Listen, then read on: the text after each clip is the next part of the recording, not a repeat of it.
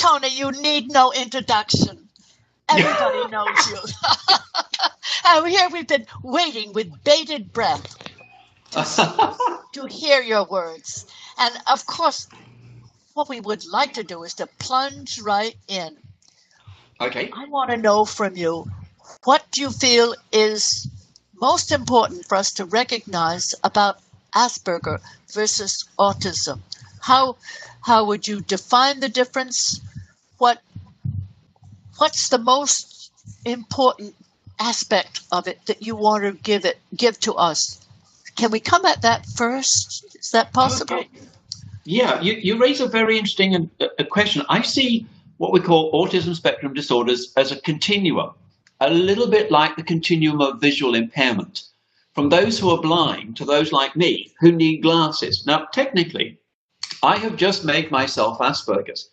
Eustacia, I can see your face where it is, but I can't read your facial expressions. Okay? What we need with Asperger's is to put a pair of glasses on. It's clear. So it's the sort of subtleties that can be difficult for those with Asperger's. And the contrast is they have intellect, but don't necessarily have the neural structures to process social information. I think those with more classic autism have additional problems as well of learning difficulties, language problems, and so on. So I see it as part of a continuum, and there are certain common aspects, such as sensory sensitivity, but there's also the severity of expression. Severity of expression. What do you mean?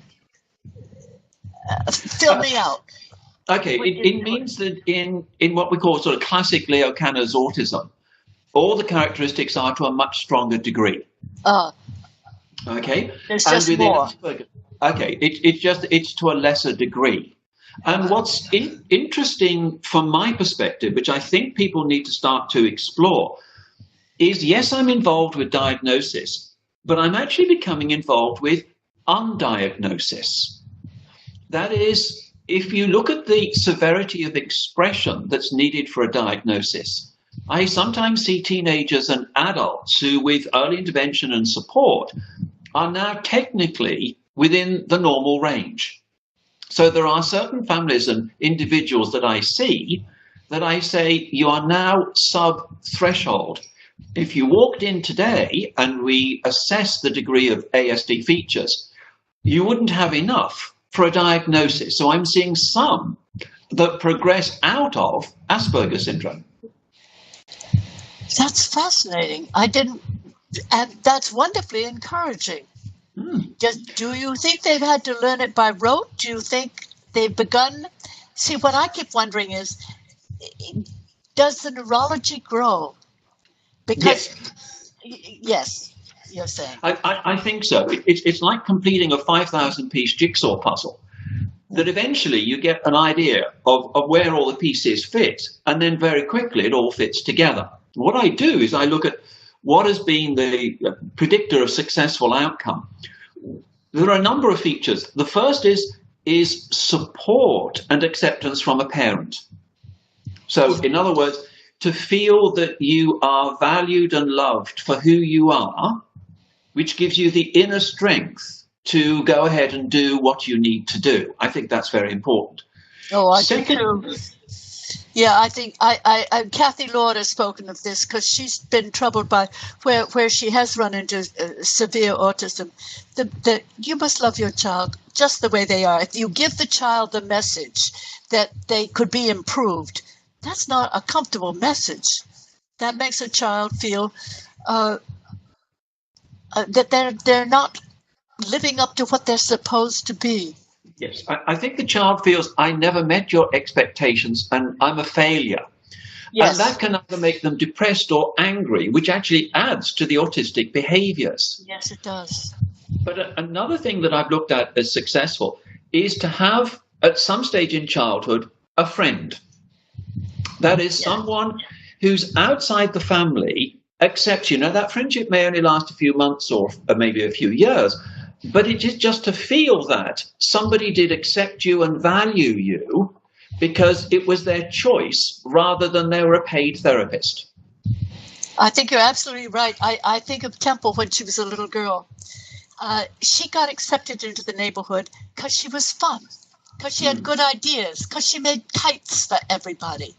Yes. And they found her imaginative. Yes. And included her. And then she, in her turn, said, well, I found I had to play the games by their rules, otherwise they wouldn't let me play the game with them. Yes. But that was her while to accept the rules.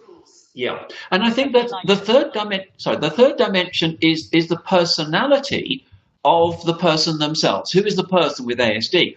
Some surrender to it and stay in their little shell. Others decide, sometimes of their own accord, I'm going to be constructive or positive about this. I can't stay like this forever. I've got to do something about it. And it's what I call being incredibly brave as a personality characteristic. And I think that's important. Yeah, so now you're talking about character. And yes. I'm jumping, but I'm so curious about it, and I don't know exactly whether we should start, whether I should save it to the end, but I'm not. I'm going to get ready. Uta Frith, who we talked to not so very long ago, I understand that you studied with her. I want to know, how did you come together? How did you find each other? And what do you value most that you learned from Uta? Okay, well, I started my interest in autism when I was 19 years old and went to a special school and met two autistic children way back in 1971 and decided that was going to be my career. So from then on, I read every book from 1971 onwards. I actually have all the copies of the Journal of Autism and Development, anyway, JAD, right from the beginning as a student, as I actually subscribed to it. But wanted to go and do clinical psychology because I wanted to help rather than study. And so my idea was to be a clinician to understand and help the kids. But I knew I needed to get professional qualifications at PhD level. And so I went to Lorna Wink, who died this year. I didn't know that. Yeah. Okay, I talked to Lorna about what to do. And I was interested in the social dimension. And she said, the person you need to contact is Uta Frith. And she made that introduction, and that's where it all began. And Uta is amazing because what we need in autism is people with the mind of Uta Frith, because she has such insight and clarity, and she's so perspective that her perspective is theory of mind, but it's her own mind that I find extraordinary. Well, I think it's the combination of she's a delight to be with. I treasure friendship with her. And that's part of it. And you see, both of you, and this is why I'm attracted to this is involving the social aspects, not the bioneurology, but who are we as human beings? And that autism is very old. We've always had it. And somehow we either swept these children into life with us. I think it probably was easier in a farm because you say, no, he doesn't talk, but he milks the cows. Yeah. But Uta is wonderfully charming, dear. These words all sound shallow, but it's not shallow. You're right. She's absolutely right about things. And so are you. You both are looking at who are we as social creatures? Yes. And that's what I'm interested in. Obviously, I'm not a clinician, but I figure I will study all I can study and try to bring light to that, insight to it. Yes. And I think this is where there's a degree of compassion that occurs with Uta that's quite extraordinary. So she's not seeing the person of autism as a subject for a research study. She's trying to work out how does that person think, feel, and so on.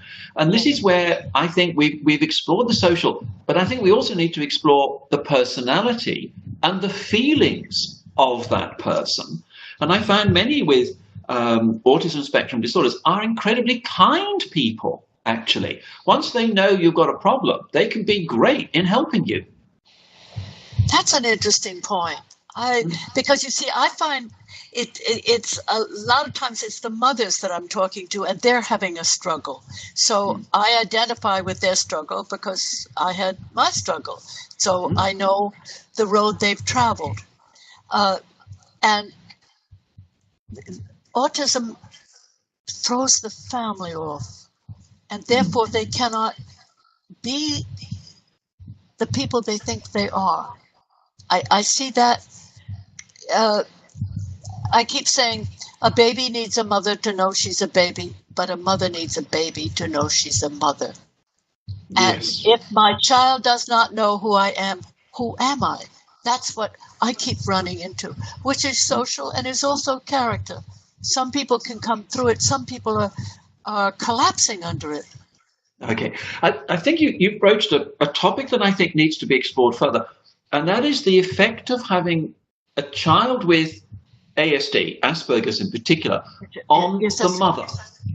And I think it brings out a strong protective instinct towards the child with ASD. Now, often the mother is criticized for being overprotective, but I think the mother is the first person who's sensitive to this child's difference, even in infancy.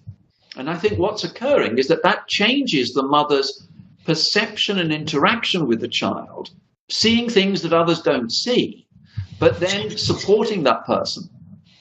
But it also seems to change her identity. She merges into her child, and I don't know that that's always a good idea. I think that's one of the issues, is that protection can lead to a lack of independence of that person, because I think if I go to it in a bit more depth, mum is very sensitive to that child's challenges. And when that child gets upset or confused, she really feels it. Yes. So both are feeling it together. So they're working together to try and create an easier lifestyle for both of them. But that may lead to a mutual dependency, that the child feels, I don't need to try because mum will be there to do it for me. And that means the child is inhibited in independence. Well, I'm running into that too. I see, particularly in the teenage Asperger boys, the mother will speak up, and I will think, let him speak for himself. And I see that conflict, and he doesn't know how to handle it, and she doesn't know how to handle it. No, but the consequences are that person is later in leaving home, may have a lot of anxiety about independence, and mum also has a huge gap in her life if that person leaves home. Absolutely. She really has no identity, because the identity with her child, the merging with her child, has become her identity, and now the child would like to go ahead and have his own life. Yes, and that causes great heartache for all concerned. I never know how much to talk about that, whether that's a help to people to understand that may be going on. Do you think it is a help? I think it needs to be recognized, and to ask the mother to realize that to be a successful parent, you must encourage increasing independence. And that when that person makes mistakes or is very upset, it's a learning experience rather than a tragedy. That's a nice point. Yes, for both. Yes. Because we all learn all our life. Yes. Eustacia, you were going to talk a little bit about Asperger's and depression. I think you were going to. Yes, you're right. That and a couple of other things. But let's. What I wanted before we got into depression, I wanted to bring out the Asperger trait that Aspergers are very aware of themselves, but are they aware in relation to others? The website, what I want to know is, this goes with the mother problem. The Spectrum websites tend to focus on ways the community can help the Asperger's individuals. Government entitles Aspergers to Social Security. Are we creating a protective cocoon of enablement? That's what I was after. A cocoon that reinforces Asperger unawareness to the point of arrogance. Does that make sense? Yeah, I think it's also fostering dependence and disability. I would like to switch it the other way around. Rather than from how can society help someone with Asperger's, how can someone with Asperger's help society? Oh. And that may be in volunteer work, it could be in guidance and teaching and so on.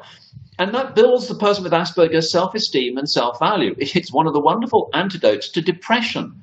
So I would rather switch it the other way. How can the Aspie characteristics be constructively used and valued in the community? I like that, because that's why I put that in about obligation, responsibility. What you're more eloquent. You got right to the point. You said it is how does the Aspie give to us? Yes, they have a great deal to give. Yes, and what I find interesting is if I've got a problem, the person with Asperger's approaches me with great wisdom, patience, and eloquence in, for example, explaining my computer or a photograph or something like that. And I think, wow, your teaching skills are extraordinary, and you're incredibly patient with me. And I would like to bring out more of that. That's truly valuable. I have sitting beside me here Mike Beeferman, who's not Asperger, but I'd be helpless. I would not be able to talk to you halfway around the world if Mike wasn't here. He's laughing at me. I don't know whether I'll let him show his face. But and he's incredibly patient. And it requires something like the internet for certainly all of us who did not grow up with it. Requires enormous patience to understand its ramifications. Okay, if I take this just very briefly to another point, ASD is designed, or should we say defined by deficits. What the person does that's not as good as a typical person their age. I would like to switch it around. And what do they do that's better than other people? So in other words, it's defined by its positive characteristics rather than negative characteristics. And I think that will change perception. This also points to something that is the romanticizing of autism and Asperger. Rather than putting it at the level you're putting it, where can they contribute?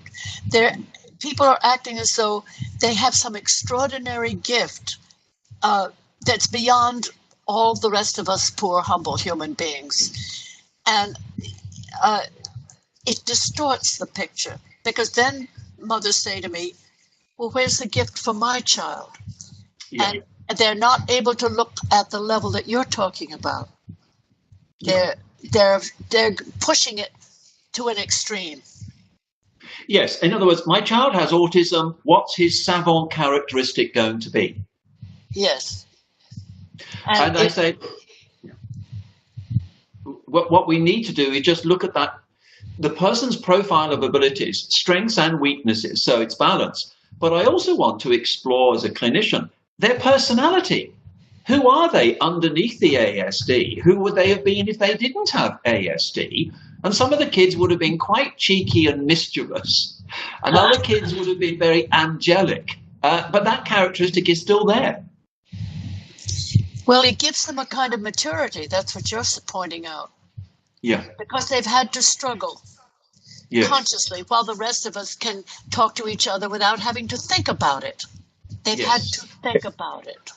Yes, that's why I say people with ASD are incredibly brave in what they have to face up to.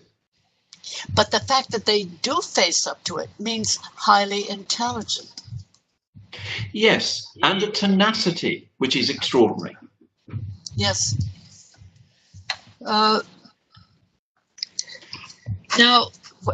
yes, this business about, I'm puzzled by it's coming up now. Wait a minute. It was, do they want to be themselves? Do they want, oh yes, here it is. Aspies have their own social network and websites. Rather than joining us, do some of the Aspies prefer to create an identity apart from us? Why am I confused by websites that are just for Asperger's? What's going on? Okay, I was born and brought up in England and now live in Australia. And so my original culture was British. Now that means that quite often in Australia, I have a group of British friends because they're part of my culture, but they're not my exclusive friends. Because when I'm with those friends, I can talk about my childhood and British politics and all those sorts of things, and we have a common language. But it's not an exclusive club. I have Australian friends, New Zealand friends, and so on. So I think it's just opening up a range of people. But one of the bases of friendship is someone of like mind or like experiences, but also can give you wisdom because of their own experiences. And I think what I see those web pages is an opportunity for friendship and wisdom. Oh, that's nice. It also points to the fact that we're tribal creatures. And in a sense, what you're saying is you move back to the tribe of Britain where you grew up. I moved back into Boston. I live in New York, and I've lived here most of my life. But I was raised in the New England world, and that's my tribe. Yes, and I see Temple as one of the wise elders of the tribe. Yes, she is. Yes, she is. I have a comment from someone. They said Asperger's is no longer a diagnosis. Now it's just the autism spectrum disorder or social communication disorder. So now what? That's what they said. So how can you respond to that? Either one, both? Okay, I can respond. And that is that quite simply is giving too much power to DSM-5. You can't take away Asperger's syndrome. It's part of the general conversation. It's like saying we've got to get rid of Alzheimer's because it's named after a person. I think you can't remove in a textbook what is common knowledge and has been incredibly valuable for a whole range of people. I still will use it, and I think we will continue to use it despite DSM-5. Hurrah. I agree. She also had the person who said that. She said, I agree, but ignoring this is causing a problem for those who need social skills, etc. I agree. Not sure exactly what she means on that. Diana, you'll have to explain a little bit more on what you need on that, what you mean by that. But go ahead. Sorry to interrupt, but I just want to get the questions in as they're coming so they're not, you don't have to go backwards. Thank you. Okay, thanks, Chris. Are we... Keep going. Shall we just keep going? Keep going. I'd like to go back to what I was saying before you came, before we were waiting for your arrival. And that is, I feel there's something, it's not just the genes. We studied the genes, and yes, I'm sure there's genetic information comes from the genes. But what triggers them? What turns them on? Why are you and I able to talk to each other halfway around the world? And why is there this social gap for the struggle for those, particularly we're talking about Asperger's today? What it seems to me what's missing is the connection. Why are we not looking for the trigger? What connects us? Do you follow what I'm saying? Yeah, what it means is you can have... They're an animal, that's what I told them about, that animals react to their young. They have a trigger response to each other. We do too. Okay, if we take it that there are known genes for alcoholism, but not everyone with that gene becomes alcoholic. So there's a number of factors that may change or, should we say, amplify some of those characteristics. So I think, this is my own thoughts, one of the components of autism we're becoming aware of is the increasing likelihood of having an ASD child with older parents.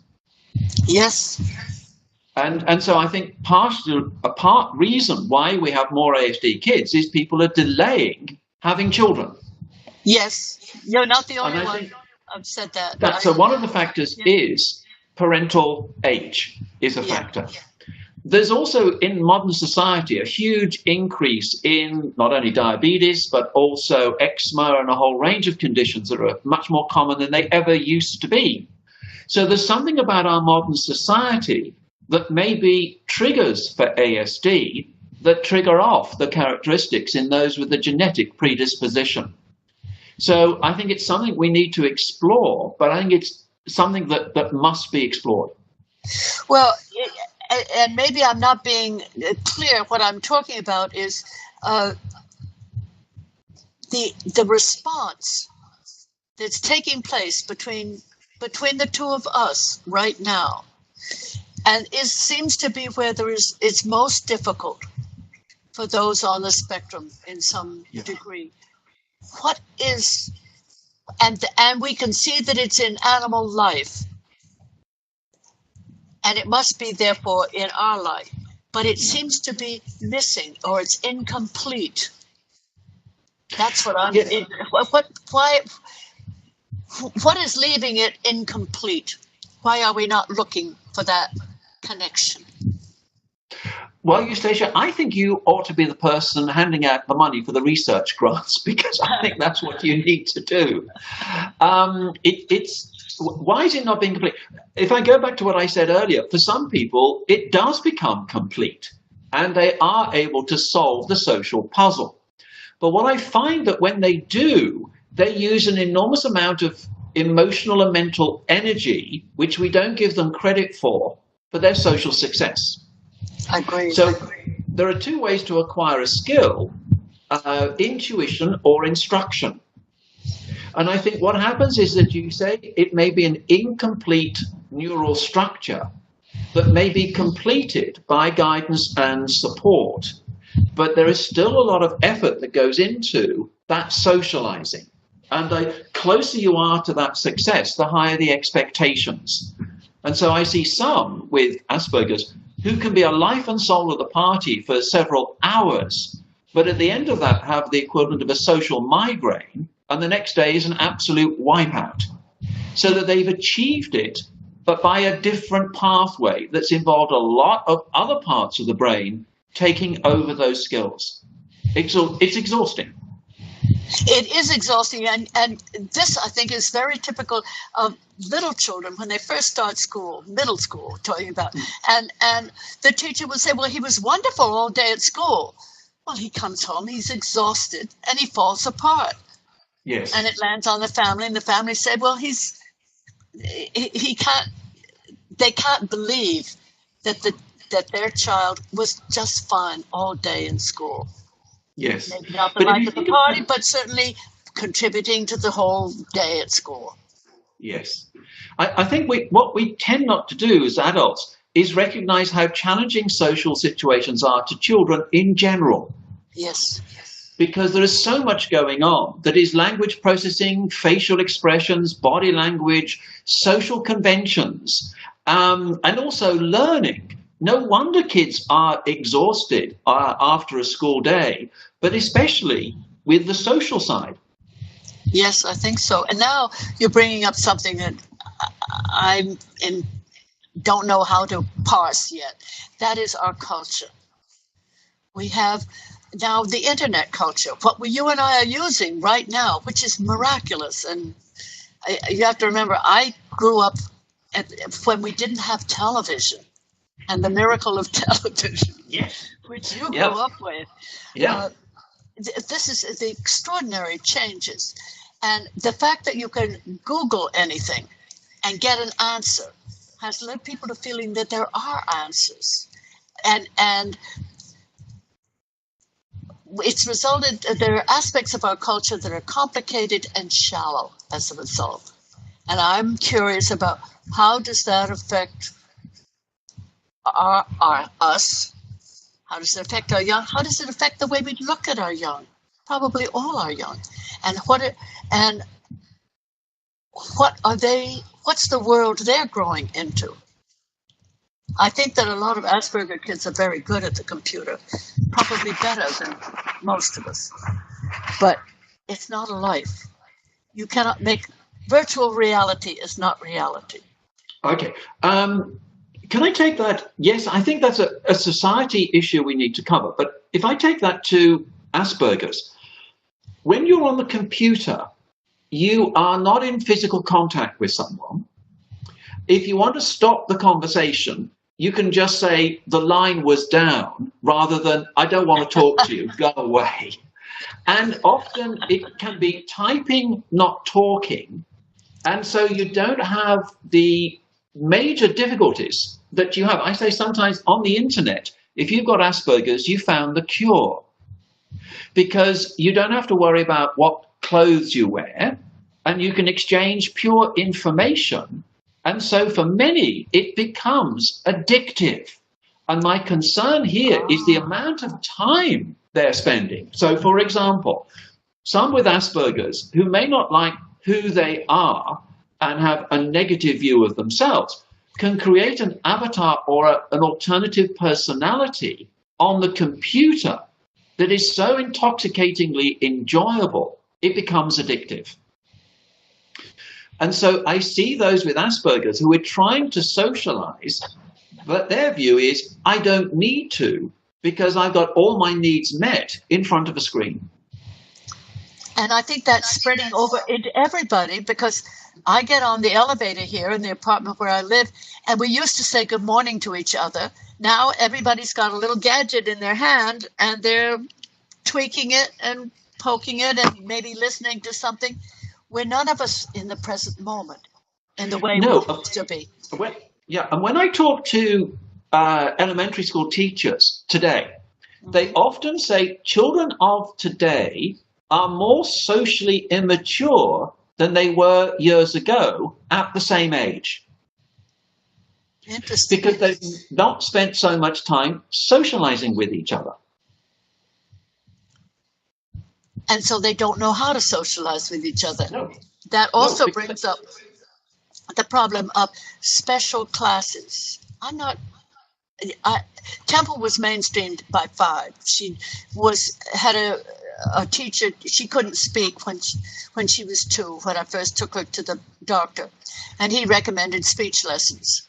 And it took her until she was nearly 5 to learn to talk. And she was mainstreamed by 5 into the local kindergarten in the little school where everybody in the neighborhood went to the school. And people have said to me, well, did she have special classes? No, she had to kind of struggle with what everybody else was struggling with. If we put children into separate classes, into special classes, how are they going to learn to live life in the main world? I think that's very true. I'm going to turn another dimension to that and say often the problem is the attitude and knowledge of the peer group. Well, see, Temple's group accepted her, and we had a rule with her teacher of if there was a day that Temple couldn't manage, could she go home? And I said, yes, of course. She would use those days to talk to the rest of the class and explain to them about Temple, certain problems she had, and they could help with it. And you know what? They did help. And what I love is Temple is 67 now, and there are a whole lot of that whole little group who are all 67. They feel they had a hand in raising Temple. Yes.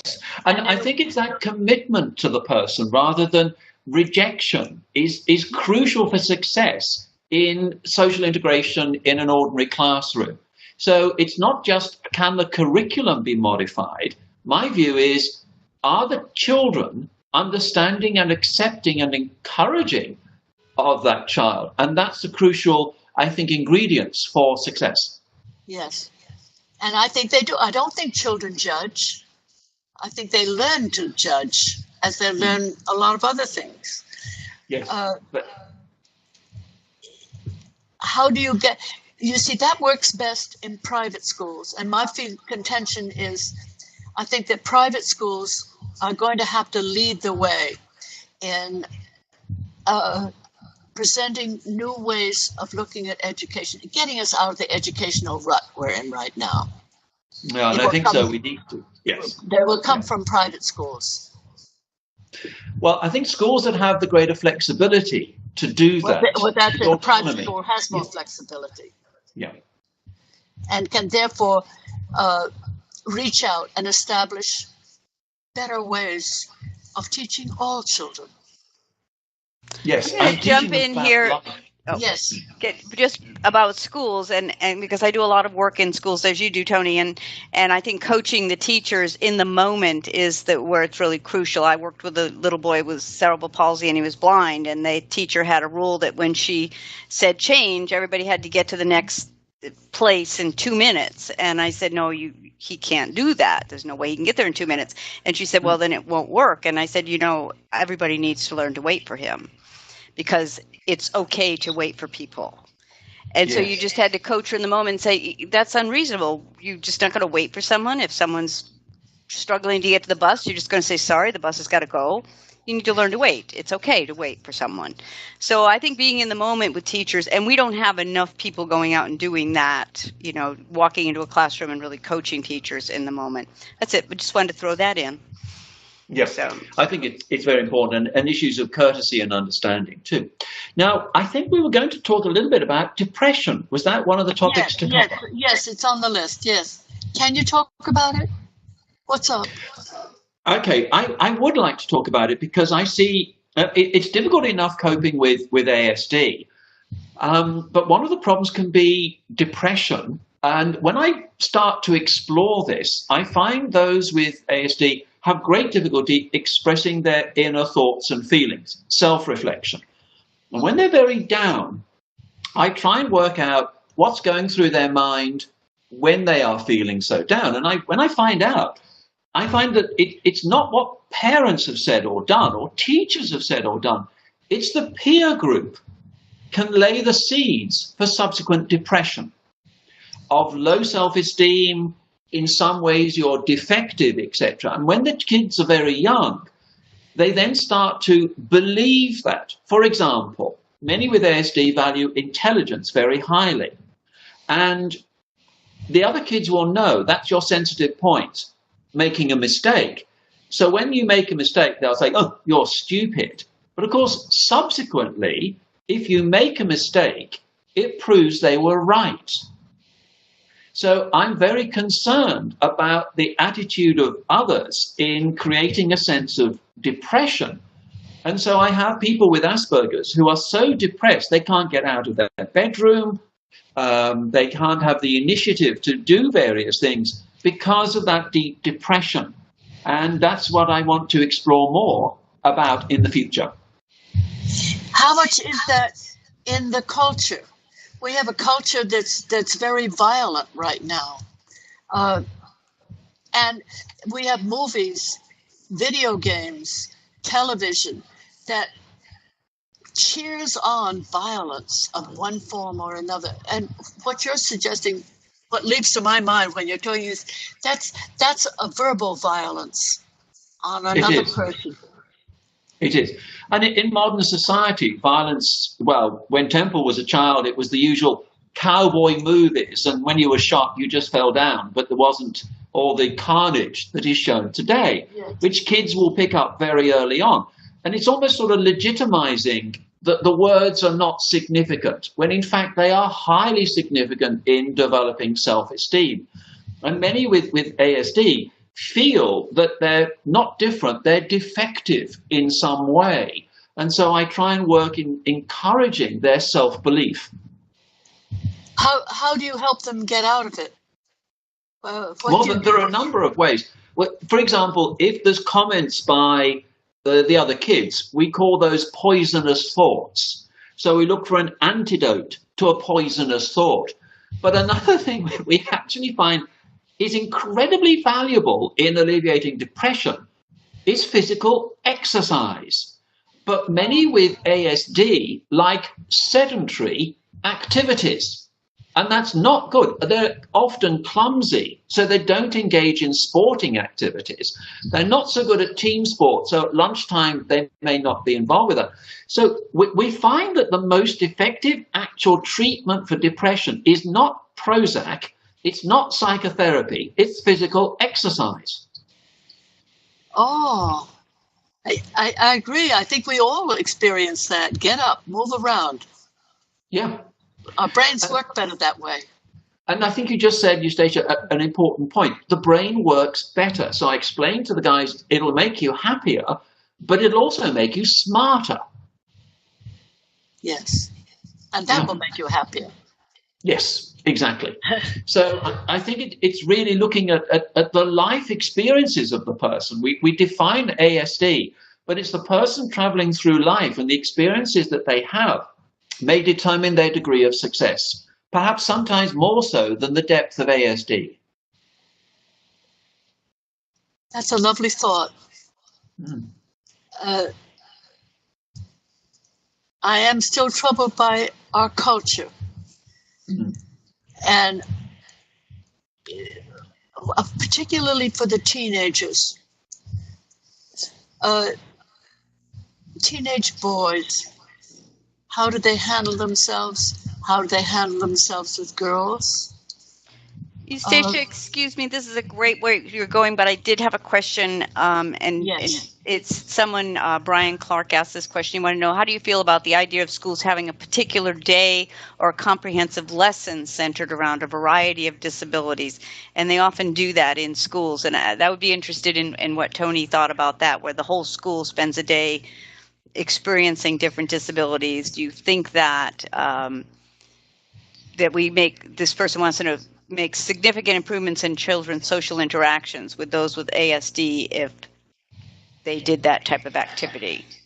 Okay, when that occurs, not to be a lecture, but to actually experience it. So in other words, for that day, you've got to be in a wheelchair. For that day, you've got to be blind. For ASD, for that day, other people are going to wear a mask, so you can't read their facial expressions. And so it's really, I think for kids to understand it, they've got to experience it. So it's creating a series of games and activities. So you will have that disability, whatever it may be. And actually, once you've experienced it, you're going to have much more compassion. Okay, thank you. I'm sorry, Eustacia, I didn't mean to interrupt you, and I hope you can get back onto where you were going. Well, I think I was moving into the teenage problem, the social problems of the teenage, and of the boys meeting girls. What's your take on all of that? Okay, I think yes, we've got the issue of friendship, but we've also got the issue of sexuality. That's the word I'm hoping what you'd happens say. is the person with ASD physically will have puberty the same age as their peers, but may not have their first romantic experiences for another 10 years or more. And so if I go from my own personal issues here for the clients that I see, sometimes they're not getting the romantic experiences, so they go to the internet and television, which doesn't provide good models of sexuality and relationships. And so they then get all sorts of information as to what to do, from videos to go with pop films, etc., right the way through to pornography, which is not a documentary of relationships. And so I am concerned of the information they're getting is not in the right context and can lead to all sorts of issues. But I also find that within ASD, there's a much higher proportion than we would expect who are asexual. That is, that they're not interested in an intimate relationship with anyone. But their peer group then say, you must be gay. If you are not looking as a boy at girls' legs and breasts, then obviously you're gay. And that leads to all sorts of confusion with information from their peers, which can be quite damaging and derogatory. And I think that spreads over to almost all young people.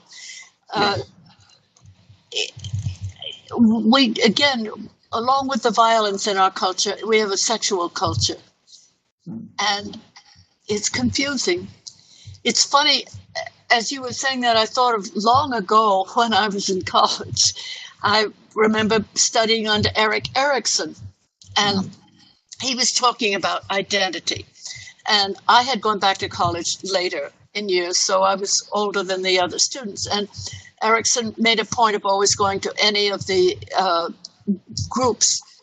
At Harvard, they do have the system where you listen to the big professor twice a week, and then the third session is a section where there are never more than maybe 14 people. So they were very personal, these sections. And Erikson always went to one of them. And we walked across the yard together, and he said to me, all of these young people, the first question they ask is about the course. The second question is always about themselves.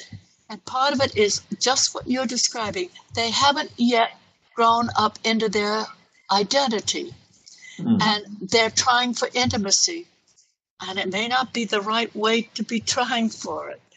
Yes. And that's why they're questioning me. And the result was Erikson's course was so popular at Harvard that they couldn't fill there wasn't room enough in any lecture hall to handle it all. So you had to write a little essay about why you thought you deserved to be in the class. Everybody wanted to go to it. Yes. Because everybody was struggling with the same problem. Yes, it's a universal problem. It will always continue. Yes, it will. It's just that those for ASD have greater challenges because one of their issues is they're not very good at what I call character judgments. That is taking on board what someone says, not their personality or intentions. Yes. And so my concern, in fact, my concern in life actually is not ASD, it's other people. It's not ASD itself, it's what other people will do to damage or corrupt them. Yes. And it's also the confused leading the confused. Yes. And so I do feel that today's adolescence is difficult for teenagers throughout the world anyway. But for those with ASD, with a poorer concept of self, socially confusing and exhausting, not sure of what's the right thing to do socially, trying to copy what they see others do, but not in the right context. Exactly. And they see what's on the films and then put it into real life, and it goes wrong. It doesn't work. No. Wait a second. I think we have to bring this to a close. I can't bear to let go of you, but we have agreed that we will write to each other. And whatever we write will also get posted on this website. And Uta Frith has said she would like to write stuff. So let us all contribute. And I loved your idea, Tony. You said, when we first spoke of this, you said, oh, then we can each have a chapter. We'll put it all into a book. I think we should. But also, Eustacia, it's your mind as well is sharp and insightful. So what I would like to be is invited to come back again to do another one in 2015. I love that. Yes. And here's your family. Your book flashed on there for a minute. I have to put on my glasses so I can see your family. Oh, this is that's my wife, Sarah. Daughter, Rosie. Rosie is a teacher of autistic children in an early intervention service. And our granddaughter, Alice. Oh, how lovely. Well, please come back. And I don't care how long it takes you to get connected. We will be connected. Okay, I think next time it'll be again. and we can figure out some other things that we think would be good to talk about. Yes, and if people have got any questions or topics, let's do that. Okay. Thank you so much.